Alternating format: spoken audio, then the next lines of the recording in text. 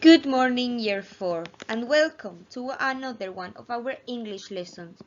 Now, before we start our English lesson today, we need to talk about Dr. Barnardo, who was alive from 1845 to the 1900s. Dr. Thomas Barnardo, was born in Dublin in 1845. He became a doctor in 1876. During his lifetime, he was to become one of the most famous men in Victorian Britain due to his work with orphans. In 1866, Thomas Barnardo arrived in London to train as a doctor. The population in London had increased rapidly due to the Industrial Revolution, particularly in the East End, where the poorest people lived. This led to unemployment, overcrowding, poverty, and disease. Cholera was a deadly disease that was a daily threat in Victorian London. Shortly after, Thomas Barnardo arrived in London. Cholera swept through the East End, killing more than 5,500 people. Thousands of children were forced to sleep on the streets and beg to survive. Many had been injured terribly working in factories. Because of everything Thomas Barnardo had seen, he decided to open a school in the East End so children could get a basic education. Hope Place was opened in 1867 and termed a rigged school. This photograph shows Hope Place with some of the children that it helped.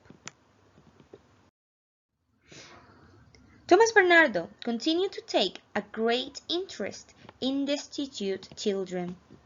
One day, a child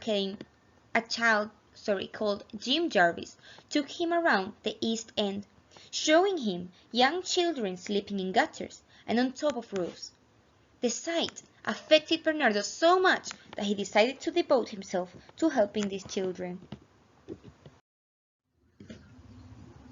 This house in Stepney Causeway was to become the first of Thomas Barnardo's homes for children. It was opened in 1870 as a home for boys. Barnardo would go out every night looking for homeless children. One night, an 11-year-old boy was turned away as the home was full. 2 days later, he was found dead. From that day on, the home's motto was "No destitute children. Child ever refused admission," which means that they would not refuse the admission of any child. The Girls' Village Home in Barkingside was opened in 1876.